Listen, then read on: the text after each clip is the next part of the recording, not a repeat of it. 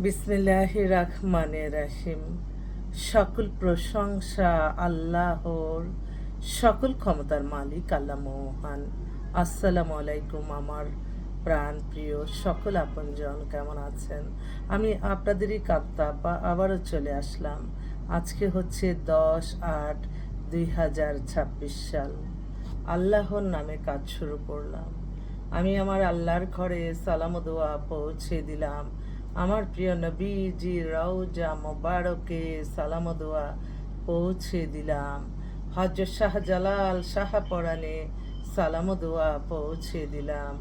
আজমি শরীফে সালাম ও দোয়া পৌঁছে দিলাম।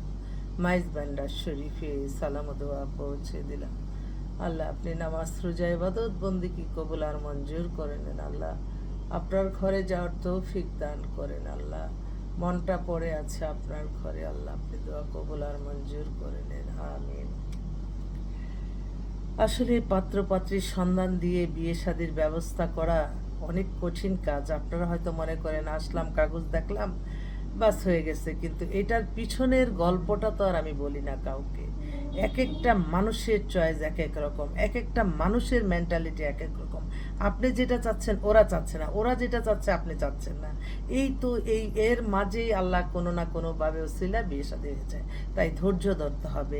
তবে এইটা ঠিক যে আমার বেশ কিছু 30 থেকে 45-50-এর মধ্যে অগণিত পাত্রী এবং সব অভিজাত পরিবারের। ওই মেয়েগুলিকে আপনারা, যারা পাত্ররা, তারা এসে বলেন যে আমরা সুন্দরী মেয়ে চাই। পাত্রদের চাহিদা সুন্দরী মেয়ে, আর পাত্রীদের চাহিদা বিত্তশালী ছেলে। এখনই রেডি অবস্থা বাড়ি গাড়ির মানুষ চায়। তো এই কারণেই বিয়েটা কঠিন হয়ে যাচ্ছে। আর এই কঠিনের কারণেই কিন্তু দেখবেন সমাজে কত অস্থিরতা। ফেসবুকটা খুললেই দেখবেন হয় প্রবাসীর বউ, হয় এমনিতে, মানে কোনো না কোনোভাবে এত শৃঙ্খলতা হয়ে গেছে। বিয়েটা আপনারা সহজ করেন না। আমার ছেলে পক্ষ মেয়ে পক্ষ উভয়কেই বলবো যে আপনারা সব রেডি অবস্থা চান না। আপনারা আস্তে আস্তে হবে। একটা বিয়ে ঠিক হয়েছে, এখন ছেলে মাসে বেতন, অথচ ওই মেয়েটা এখন বলে যে আমার মেয়েটার বয়স মাত্র 24। সে বলছে যে আপু আমাকে বয়স্ক ছেলে দেন, তাও স্টাবলিশ চাই, আমাকে নিয়ে ঘুরবে ফিরবে। ওই যে ফেসবুকে রঙিন জীবন, এগুলি দেখেই তো মানুষের ভিতরে এগুলি চলে আসে। তাই আপনাদেরকে আমার অনুরোধ রইল, আপনারা আল্লাহর দিকে তাকে যে বিয়েটা একটা ফরজ কাজ, চরিত্র এবং ইমান ঠিক রাখার জন্য আপনার বিয়েটা ফরজ, এটার মাধ্যমেই পরিবার হবে। তাই বিয়ে শাদীর ক্ষেত্রে আমাদের মতো প্রতিষ্ঠানগুলি যারা সঠিকভাবে সঠিক সন্ধান দিচ্ছে, আপনারা তাদের পাশে থাকবেন। তাদের মাধ্যমে আপনাদের সারা জীবনের একটা সঙ্গী নিয়ে যাবেন, সঙ্গিনী নিয়ে যাবেন। শুধু সুন্দর সুন্দর করলেই হবে না, এবং শুধু টাকা টাকা করলেই আমার বোনদের হবে না। মানুষের জীবনের শান্তিটা বড় জিনিস। আপনারা হয়তো সমস্ত হই হুল্লার মাঝে রাত, দিন শেষে আপনার হাজব্যান্ড ওয়াইফই একসাথে থাকবেন, কেউ থাকবে না। তাই ধৈর্য ধরে সংসারটাও করতে হবে, এবং একটু চাওয়া পাওয়াটা আমার বোনদের এত কিছু আছে। আমি আমার বোনদের সবসময় বলছি যে কেন জানি তোমরা এত টাকা, নিজের টাকাটা স্বামীকে, একটু মধ্যবিত্ত পরিবারের যদি তোমরা ছেলেটা নাও, সেই ছেলেটা কিন্তু কৃতজ্ঞতা থাকবে। কে কি বলে, বলে যে না, যে ছেলে গরিব নিলে ছেলের লোভ থাকে, এই থাকে। না না, সবাই কিন্তু সমান, বুঝতে হবে। তো আমার হোয়াটসঅ্যাপ নাম্বারটা বলে দিচ্ছি, 01971860261। 1 মিনিট, এক্সক্লুসিভ 2টা পাত্রী আসছে। এই পাত্রী হচ্ছে, ও যে বলল যে আন্টি আমি আপনার এখানে 2004 সালে গেছিলাম, আমি অবাক হয়ে গেছি। পরে ছবি দেখে এত অপূর্ব সুন্দরী, এবং সে তখন তার জন্য শুধু আর্মি অফিসার চাইতো। বাংলাদেশে তো শ্রেষ্ঠ পাত্র আর্মি অফিসার, এটা মানতেই হবে। একটা ফোন আসছে। হ্যালো, ওয়ালাইকুম আসসালাম। আমি একটু বিজ্ঞাপনে আছি। আর যারে তারে মা ডাকবে না। মা শব্দটা অনেক অনেক গুরুত্বপূর্ণ। যে মা জন্ম দিয়েছে তাকেই মা ডাকবেন। অন্যদেরকে আপনি মায়ের মতো ভাববেন। বা এই এই সেন্সটা আমার কাছে খুবই লাগে যে আমি চিনলাম না জানলাম না আমাকে মা ডাকে। তো না, মা শব্দটা অনেক বড় একটা ব্যাপার। আপনি নিজের মাকে সম্মান করুন, নিজের মাকে ডাকুন, এবং আমাদের মতো মানুষ আপনার বড় বোন হিসাবে বলতে পারেন, বা মায়ের স্থানে রাখতে পারেন। কিন্তু মা ডাকার কোনো, যাকে তাকে মা ডাকা ঠিক না। তাহলে নিজের মা কিন্তু অনেক কষ্ট পাবে। তো এমনি জাস্ট বললাম আর কি। এখন এই যে যেই সে, ও এখন বললো যে আমার কিন্তু এখন 39 বছর বয়স। আমি তো অবাক হয়ে গেলাম যে সেই তোমার সাথে দেখা হয়েছে। হ্যাঁ, তোমার সাথে দেখা হয়েছে, কিন্তু তুমি তো তখন তো তোমার, ওরা এক নামে চিনবেন, 4-5টা টাওয়ারের মালিক, কি কাকরাইলে।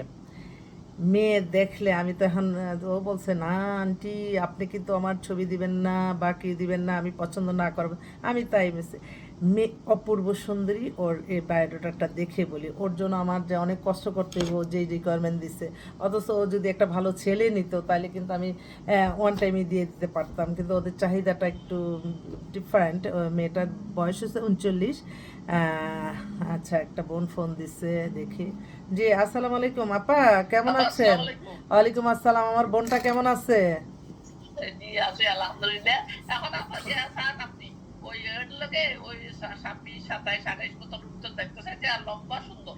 আর ওই এই যে যে অস্ট্রেলিয়ার মেয়েটা হবে না? অস্ট্রেলিয়াতে বোধহয় যাবে না আমার মতো। ও আচ্ছা আচ্ছা, তাহলে দিচ্ছি। এখন যেই ছেলে বিয়ে করছে ওরা কেমন আছে? ওরা ভালো আছে আলহামদুলিল্লাহ, খুব আলহামদুলিল্লাহ, ভালো আছে, সুন্দর আলহামদুলিল্লাহ। সুন্দর চলতেছে। আর আমার আপা কিন্তু কিন্তু দোয়া আমার করবেন, বাড়ি আপনি একটু খাস এত দিলে দোয়া করবেন। বুদ্ধিমান, হ্যাঁ, তারা তারা মধ্যে কিছু নেই আমার মনে হয়। ওই মেয়ে বুয়া 10 বছর চালাইছে তাদের। মেয়ে থাক। বুয়া গাড়ি কিনছে, মেয়ে বুয়া ফ্ল্যাট কিনছে, মেয়ে বুয়া চালাইছে চাকরি করে করে। মায়ে চালাইছিল 16 পর্যন্ত। তখন ওই বলতে বাচ্চা অনেক, ওই ওই বড় মেয়ের খাতে শুনেন বাচ্চা শুনেন পালছে। বোন, আর শুনেন। এই মেয়েটা হাত ধরছে আমার এই মা আচ্ছা অনেক যাক, এখন এটি নিয়ে তো আপনার এখন এই ছেলের মেয়েটা বউ একটা হয়ে সিরিয়াল গেছে। হয়নি না আমার। ইনশাল্লাহ ভালো থাকবেন, এটাই। আল্লাহ ভালো রাখবো। আল্লাহ আর আপনি দোয়া করবেন। আর আপনি ওই আহ, শাহজালাল শাহ আমার বান মাজারে দোয়া, সালাম ও দোয়া পৌঁছে দিবেন। আর আমি আপনার এখন জন্য তো আছে, আপনি যেন 1 নম্বরে যেতে পারেন মেয়েটা, তখন আলহামদুলিল্লাহ, আর আমার আমার আপার কথা দোয়া। মনে থাকবো। কি তখন বলেন? আর আপারে সমর্থনটা দিব সরকারের পর্যন্ত। আল্লাহ যাতে কবুল আর মঞ্জুর করে নেন আল্লাহ। ওই আহ, বলবো এই মুখ দিয়ে বলছে আপনি ডায়েরিতে লিখে রাখেন। এই দেখবো যে তখন আর ডায়েরিতে আমার কথা লিখতেছে, ভুলে যাবে। আপা একটু খাস দিলে দোয়া করেন তো, আমার আবার আল্লাহর ঘরে যাওয়ার জন্য অস্থির হয়ে গেছি। একটু দোয়া করেন তো, যাতে সেপ্টেম্বরে যাইতে পারি যাতে। মাশাআল্লাহ মাশাআল্লাহ। আর দুই একটা দিয়ে লন না, বিয়ের দিন সেটটা দিয়ে লন ইনশাআল্লাহ, হ্যাঁ হ্যাঁ, সেপ্টেম্বর ইনশাল্লাহ একটা ইনশাল্লাহ দিয়ে লন, ইনশাল্লাহ। তারপরে দেখেন ইনশাআল্লাহ। ওকে ওকে, ইনশাল্লাহ, ওকে। আপা এটা দেখেন, ঠিক বুঝছেন আছে, না? আমি এখনই আচ্ছা দেখতেছি। আমার শুনেন, হুম, এরা একটা খবর লয় নেবে কিন্তু এই কেমন বাপ মা। ঠিক আছে, আমি কথা বলবো না। হ্যাঁ, আমি এমনি অন্যভাবে আবার এখন অনেক। বলবেন তো এটা না বলে উত্তরা সাজাই দিত না। ঠিক আছে ঠিক আছে। এখানে তো না বলে ছেলের মায়ের সাজাই দিছে সবকিছু। হ্যাঁ, তোমরা উত্তরের এরা তো না বলে আপা এটা বলবেন না, আমি যদি সাজাই দিই আপনারও আমি সম্মানিত। আচ্ছা। কিছু না বলে তারা তো বলে দিয়ে খাইতো, তারা তো বলে দিয়ে খায়নি, বলে দিয়ে খাওয়াইলে তো লোকজন খাওয়াইলে তো আপনার 500 লাখ টাকা দেখবা। থাক, হ্যাঁ, এখন তো তারপরে আপনার না বলে আপনার এটা তো মেয়ের পক্ষে সাজাই দিতে হয়। আর ছেলের পক্ষে গয়না দিছে না, 10 লাখ টাকা গয়না দিচ্ছে। তা তো অবশ্যই। আচ্ছা ঠিক আছে, আমি সেইভাবে অন্যভাবে 12 ওনাদেরকে লাখ বুঝাই টাকা গয়না বলবো। দিছি, তাহলে তাহলে আপনারা উত্তর সাজাই দিবেন না। আচ্ছা হাত আচ্ছা। পালং দিয়ে, হাত পালং সমাজনা দিয়ে, ফিলিস্তিনি দিয়ে সাজাই দিবেন না আপনারা। আচ্ছা ঠিক আছে আপনি বোন, আপনার হিসেবে আপনি কথা আপনাকে বলবেন, তো শুনুন। আল্লাহ অনেক দিছে, ইংলিশের না মানুষেরটার বুঝছেন না? লোভের দরকার নাই। ওকে বোন, ওকে, আল্লাহ হাফেজ। আচ্ছা ঠিক আছে, আল্লাহ। সরি সরি, ওনার বড় ছেলেকে বিয়ে করাইছি, আপনারা কিছু মনে করেন না। আবার একটা ফোন আসছে। Hello, hello. ওয়ালাইকুম আসসালাম, এই তো ভালো আছি। কে বলছো? মিথিলা, কোথা থেকে?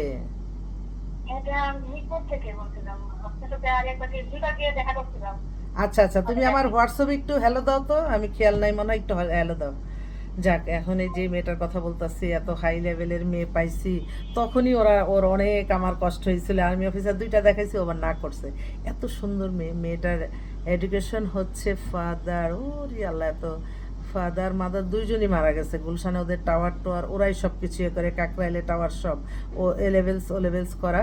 ও আবার ইন্টারন্যাশনাল ওই যে লয়ার। আচ্ছা, তো ওর কোনো নামমাত্র একটা ডিভোর্স হয়ে গেছে, ওর কোনো ইস্যু টিস্যু নাই। ও কি চায় দেখেন, ওর কোনো কিছুর অভাব নাই, বাট ও আবার ওর স্ট্যাটাস মেনটেন করতে সেই ধরনের ছেলে চায়, যাতে গুলশানে থাকা। গুলশান বনানি।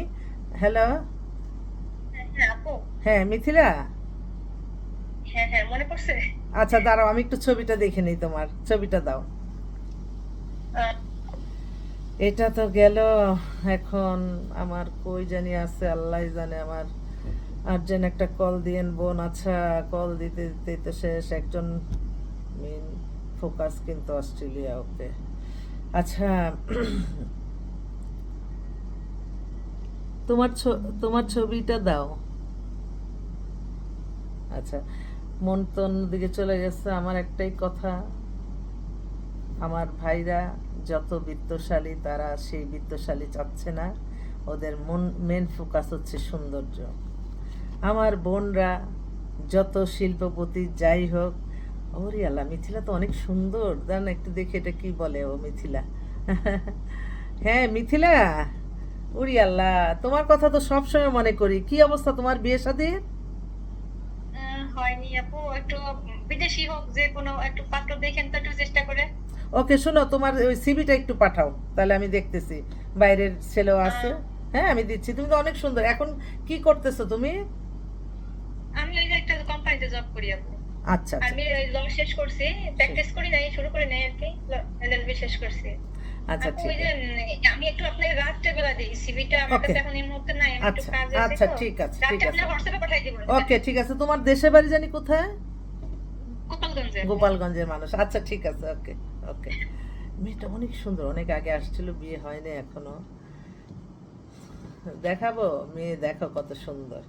আমার ভাইরা তো সুন্দরের জন্য পাগল, আর আমার বোনরা অর্থবিত্তওয়ালা পাত্র চায়।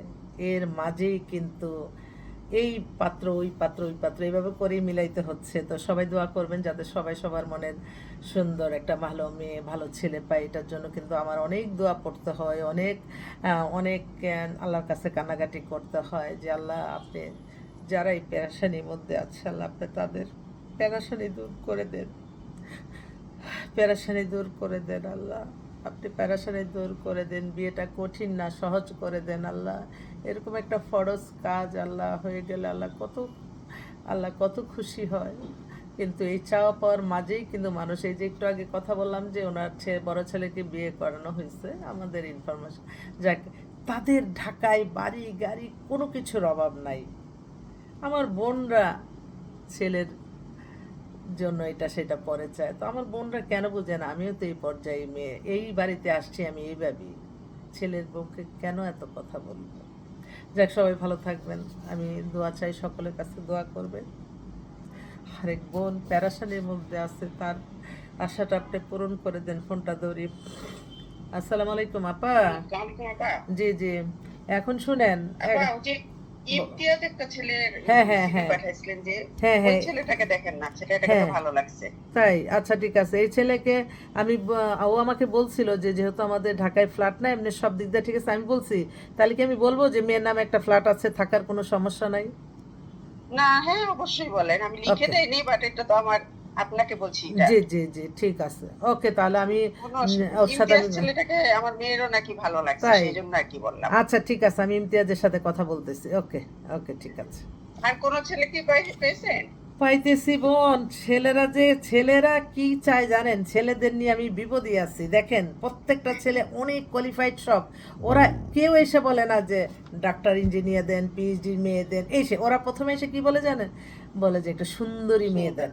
এই একটা বেড়াজালের মধ্যেই আমার দিন পার হইতাছে, প্রতিটা দিন এরকম। আমি তো এই জায়গায় আটকে গেছি, আমার মেয়ের শুধু সৌন্দর্য নাই, আর কিন্তু সেটা আপনি তো কি জানেন আপনার মেয়ের বিয়ে হলে ও যে কত সৌন্দর্য গ্লেজি হবে?